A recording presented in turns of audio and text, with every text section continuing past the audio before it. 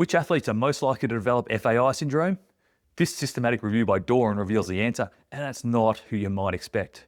So we know that intense exercise at a young age increases the stress on the hip joint, and repetitive microtrauma from sport predisposes to hip pathology. But which sports are most likely to develop FAI syndrome? Well, in this study, they looked at 5,683 participants in 58 studies, and they separated athletes into categories. So one was cutting, like soccer. Two was flexibility, like dance and MMA. Three was your contact sports, like rugby and American football. Four was impingement, like ice hockey and rowing. Five was your baseball and your golf. It was asymmetric sports. And six, your endurance sports, like track and field. So which category did you think? I thought cutting sports, but I was wrong. So what did they find? Number one was your impingement sports, your sports that involve repetitive internal rotation and impact.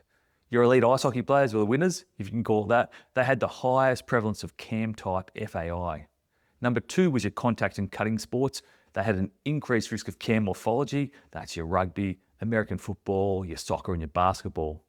So the implications are that high impact activity during your skeletal immaturity can lead to CAM development.